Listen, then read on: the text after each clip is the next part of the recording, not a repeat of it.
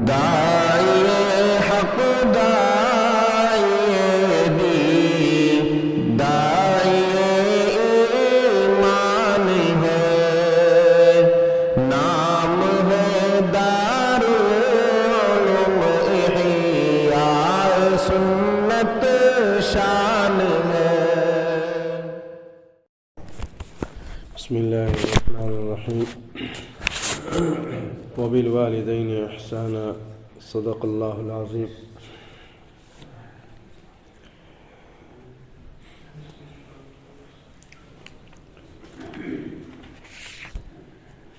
حضرت عبداللہ ابن عمر رضی اللہ تعالی عنہما سے روایت ہے کہ ایک شخص جناب رسول اللہ صلی اللہ علیہ وسلم کی مجلس سے گزر ہوا ایک شخص کا جو ظاہر میں دبلا پتلا تھا، تھن پرسن۔ اس پر حاضرین میں سے کسی نے کہا کہ کاش یہ جسم اللہ کے راستے میں پتلا ہوتا۔ اس پر آپ صلی اللہ علیہ وسلم نے فرمایا کہ شاید وہ اپنے بوڑھے والدین کے لیے محنت کرنے کی وجہ سے اس کا جسم پتلا ہو گیا ہو۔ اور پھر حضور نے فرمایا یا یہ بھی ہو سکتا ہے کہ اللہ کے راستے میں جو ہے اس کا جسم دبلا پتلا ہوا ہو۔ اور پھر آپ نے فرمایا کہ شاید وہ چھوٹے بچوں کے لیے محنت کرتا ہو، اس لیے وہ جسم اس کا دبلا پتلا ہو گیا۔ تو پھر یہ فرمایا کہ تو یہ محنت اور خرچ اللہ کے راستے میں ہے، یعنی اگر اس نے جو ہے محنت اور مزدوری اور کوشش کی ہے کمانے میں، اور اس کمانے کا مقصد اس کا اپنے اہل و عیال اور والدین ہے، تو فرمایا اس کا وہ محنت اور مزدوری کرنا بھی راہ خدا میں ہے۔ وہ بھی فرمایا کہ وہ اللہ کے راستے میں گویا کہ وہ دبلا پتلا ہوا۔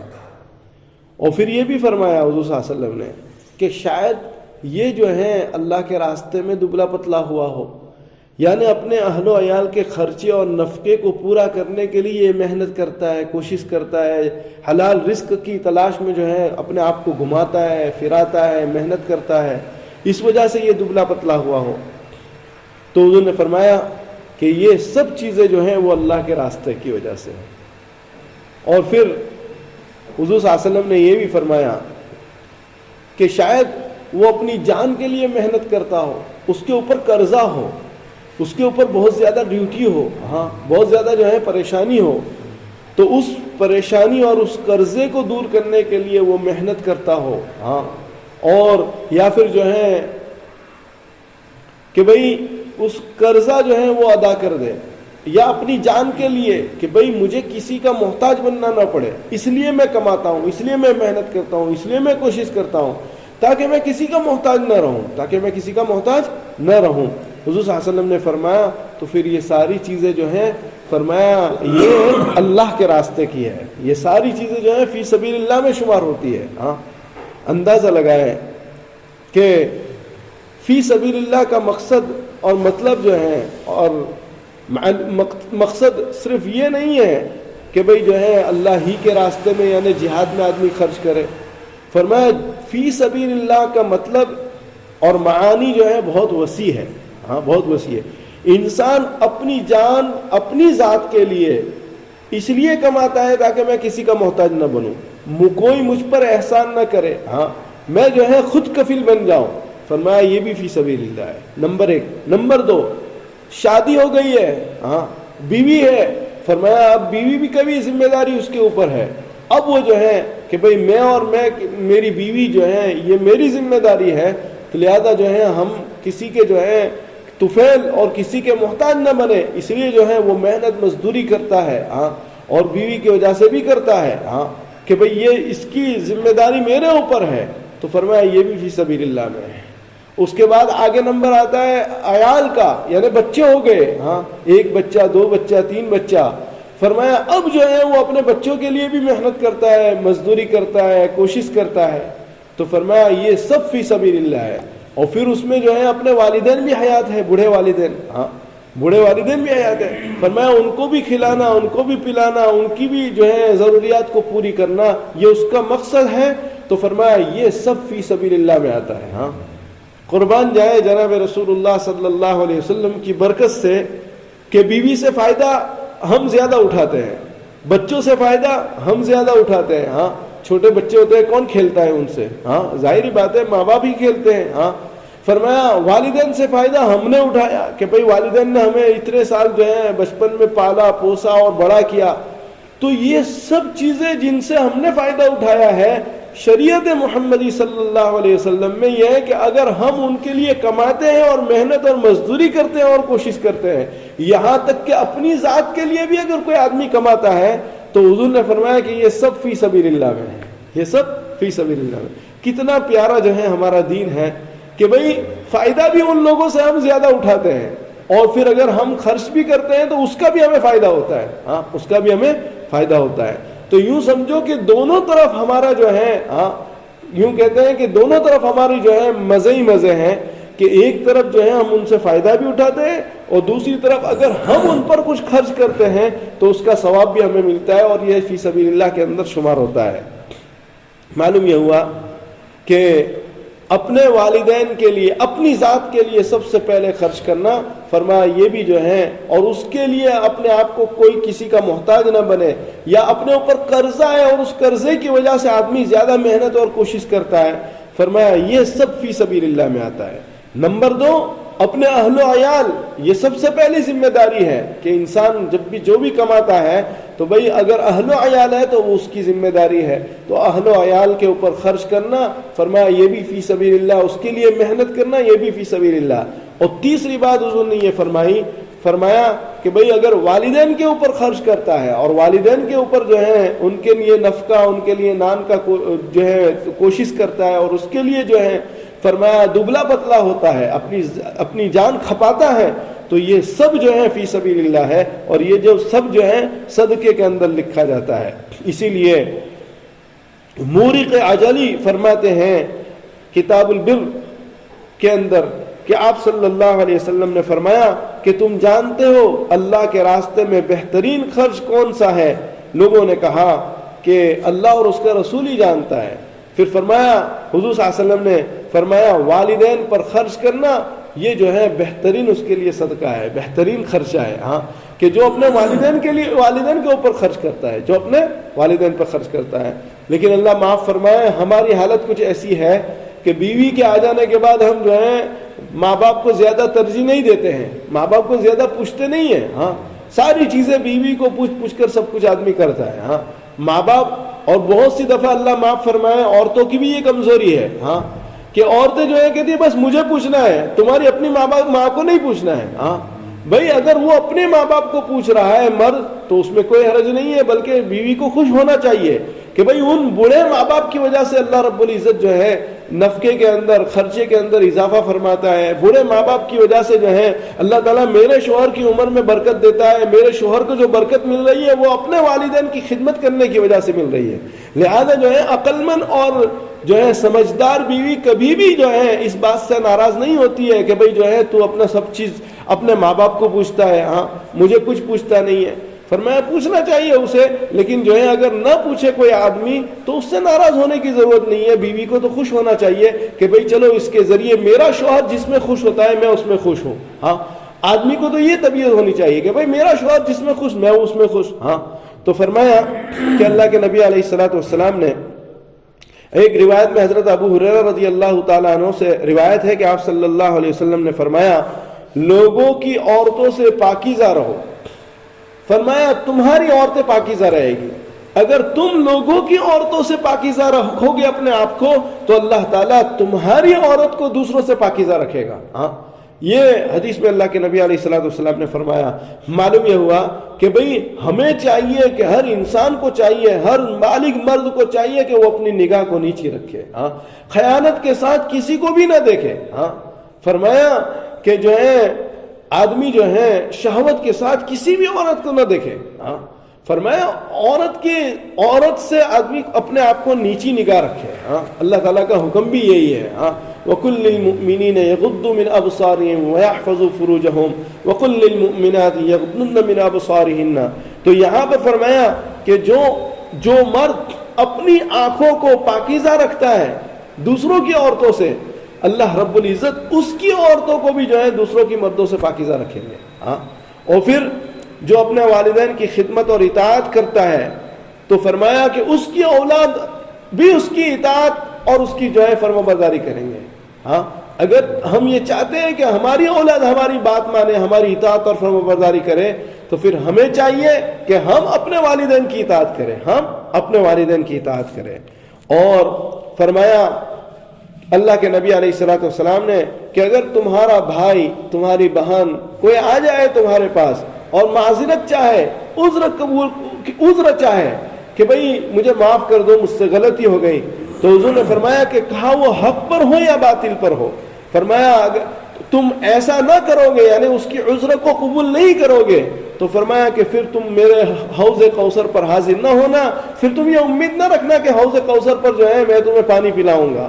معلوم یہ ہوا کہ بھئی یہ وہ قریبی رشتہ دار ہے. ہاں، فرمایا جن سے اگر غلطی بھی ہو جائے تو اللہ کے نبی علیہ الصلوۃ والسلام سفارش فرماتے ہیں کہ بھئی تم ان کو معاف کر دو. ہاں، حضور نے تو یہاں فرمایا وہ حق پر ہو تب بھی معذرت، اس کی عذر کو قبول کر لو، وہ اگر ناحق پر ہے، باطل پر ہے، تب بھی اس کے عذر کو قبول کر لو جب وہ آیا ہے آپ کے پاس معافی کے لیے. ہاں، آپ کو پتا ہے کہ یہ جھوٹی معافی مانگ رہا ہے یا جھوٹا کہہ رہا ہے کہ مجھ سے غلطی ہو گئی، یا ہے کہ وہ اس بات میں جھوٹا تھا، ہاں لیکن جو ہے چلو وہ معذرت کر رہا ہے، معافی مانگ رہا ہے، تو حضور نے فرمایا کہ بھئی اس کے عذر کو قبول کر لو، اس کے عذر کو.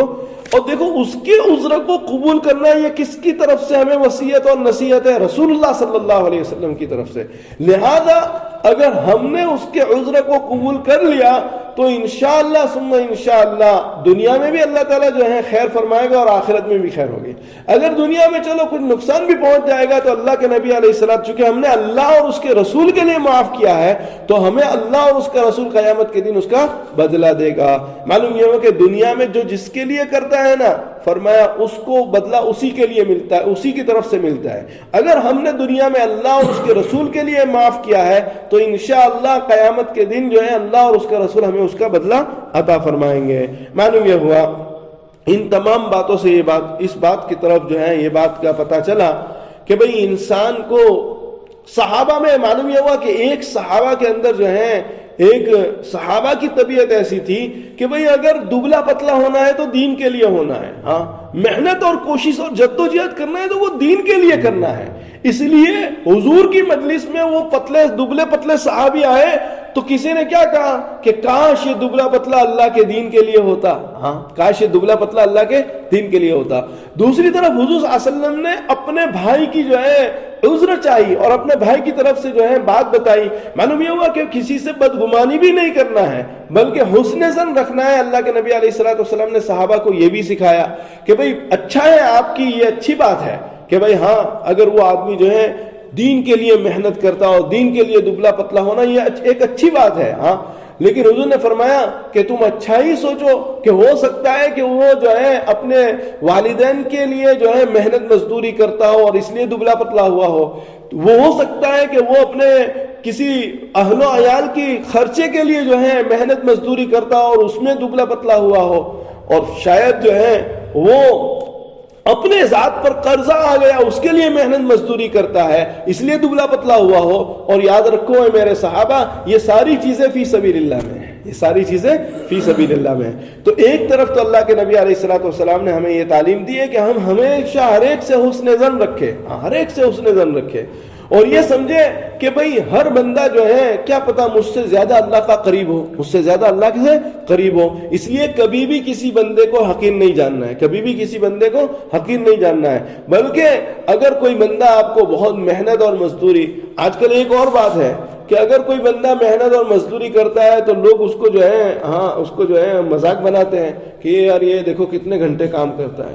ٹھیک ہے، اگر کوئی بندہ گھنٹے در گھنٹے بھی کر رہا ہے لیکن اللہ کے حکم کو نہیں توڑتا ہے تو اچھا ہے، فبیہ بہت اچھا ہے. ہاں، شریعت مطہرہ کمانے سے آپ کو منع نہیں کرتی، شریعت مطہرہ بزنس سے آپ کو نہیں روکتی، شریعت مطہرہ تعلیم سے آپ کو نہیں روکتی. ہاں بھائی، آپ میڈیکل سائنس میں اونچے سے اونچی ڈگری لے لو، کون آپ کو منع کرتا ہے؟ ہاں، آپ ڈاکٹری پڑھو، آپ جو ہے سائنس پڑھو، آپ کو جو پڑھنا ہو وہ پڑھو، لیکن شریعت کی حدود میں رہ کر اپنے آپ کو جو ہے چلاؤ. تو شریعت مطہرہ یہ چاہتی ہے. بہرحال عرض کرنے کا مقصد یہ ہے کہ انسان جو ہے اپنے والدین پر جو بھی کچھ خرچ کرتا ہے، فرمایا اللہ رب العزت جو ہے اس کو جو ہے وہ سارا جو ہے فی سبیل اللہ میں ہوتا ہے، اسے صدقے کا بھی ثواب ملتا ہے اور اسے اللہ رب العزت اس کا بدلہ بھی عطا فرماتے ہیں۔ بخاری میں حضرت عبداللہ ابن عمر رضی اللہ تعالیٰ عنہ کی ایک روایت میں تو 3 آدمیوں کا سفر کا واقعہ ذکر فرمایا۔ مختصر طور پر یہ ہے کہ والدین کی اطاعت اور فرمانبرداری کی وجہ سے اللہ تعالیٰ دنیا کے مصائب کو دور فرماتا ہے، دنیا کے مصائب کو۔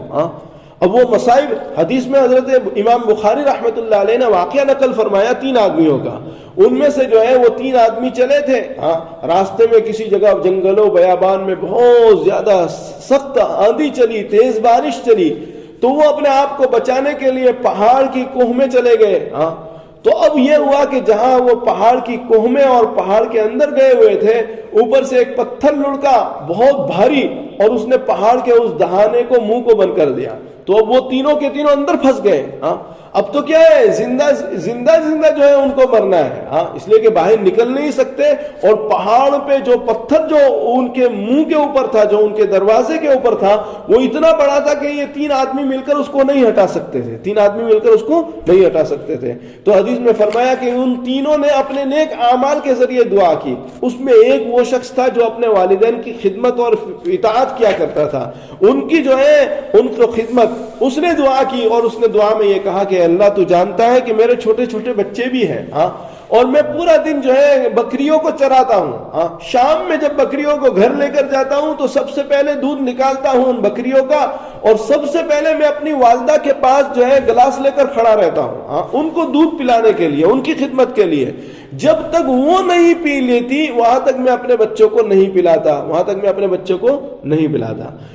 اس حدیث کے وقت فرمایا کہ، اور حدیث میں یہ بھی آیا کہ بھئی اس کے وہ چونکہ بنی اسرائیل کا واقعہ ہے تو یہ بھی الفاظ آئے ہیں کہ بھئی اس کے بچے جو ہے اس کو بلک کر رو رہے تھے بھوک کی وجہ سے، کہ بھئی جو ہے مجھے دے دو مجھے دے دو، لیکن وہ یہ تھا کہ بھئی اپنے والدہ کو سب سے پہلے پلاتا تھا۔ ہمارے استاد فرمایا کرتے تھے کہ چلو یہ بھی کوئی اچھا کام نہیں تھا کہ بھئی اس کے پیر کے پاس جو ہے اس کے معصوم بچے جو ہیں یہ بل بلاتے تھے، روتے تھے، اور جو ہے وہ ان کو پہلے نہیں پلاتا تھا، لیکن شرعی طور پر جو ہے ان کو پہلے پلا دینا چاہیے۔ لیکن چونکہ وہ اپنے والدہ کی اس خدمت کے اندر، اس کے پاس سمجھ اتنی ہی تھی، عقل اتنی ہی تھی، علم اتنا ہی تھا، دین کی شریعت کا نالج اتنا ہی تھا، اس لیے وہ اپنے اس اعتبار سے کر رہا تھا، اور چونکہ وہ اپنے والدہ کی خدمت میں خالص تھا، اس لیے اللہ تعالیٰ نے جو ہے اس کی دعا کی برکت سے دنیا کی اس مصائب جس میں موت ہی تھی، اس کے علاوہ کچھ نہیں تھا، فرمایا اللہ نے اس سے بچا لیا۔ معلوم یہ ہوا کہ والدین کی خدمت اور اطاعت اور فرمانبرداری جو ہے یہ دنیا کے مصائب اور دنیا کی پریشانیوں سے آدمی کو بچاتا ہے۔ لیکن آدمی یہ سوچتا نہیں ہے، بہت ساری جو ہے دفعہ آدمی پریشان ہو جاتا ہے کہ اب کیا کرے اب کیا کرے۔ بھئی اپنے والدین سے دعا کراؤ، اپنے والدین سے دعا کراؤ، اللہ تعالیٰ ان کی دعاؤں کی برکت سے جو ہے تمہارے پریشانیوں کو دور فرما دے گا۔ ان کی خدمت کرو، صرف ان کی خدمت کریں گے، ان کی اطاعت اور فرمانبرداری کریں گے، اللہ تعالیٰ دنیا کے اعصاب اور علائم سے اور مصائب سے آپ کی حفاظت فرمائے گا۔ تو اللہ تعالیٰ ہم سب کو اپنے والدین کی قدردانی کرنے کی توفیق عطا فرمائے، ہم سب کو جو ہے اپنے والدین کا اطاعت فرمانبرداری اور جو ہے ان کی خدمت صحیح معنوں میں جو ہے اللہ کے لیے کرنے والا بنائے۔ اللہم صلی علی محمد وعلی آل محمد کما صلیت علی ابراہیم وعلی آل ابراہیم انک حمید مجید۔ الہ العالمین گناہوں کو معاف فرما، عفو عافیت کا معاملہ فرما، رحم و کرم کا معاملہ فرما، فضل و کرم کا معاملہ فرما۔ اے اللہ ہم سب کو اپنے والدین کی اطاعت اور فرمانبرداری کرنے کی توفیق عطا فرما۔ اے اللہ تیرے حقوق، تیرے نبی صلی اللہ علیہ وسلم کے حقوق کے ساتھ ہمیں اپنے والدین کے حقوق بھی ادا کرنے والا بنا دے۔ اے اللہ تو ہم سب سے راضی ہو جا، ہم سے خوش ہو جا، ہمارے گناہوں کو معاف فرما۔ ہم میں سے جو اپنے والدین کے ساتھ قطع تعلق کرنے والا ہو اللہ اسے توبہ کی توفیق نصیب فرما، جو اپنے والدین کا خیال نہ کرتا ہو، ان کی خدمت اور ان کی اطاعت نہ کرتا ہو اسے توبہ کی توفیق نصیب فرما دے۔ اللہم صلی علی محمد وعلی آل محمد کما صلیت علی ابراہیم وعلی آل ابراہیم انک حمید مجید۔ سبحان ربک رب العزة عما یصفون، سلام علی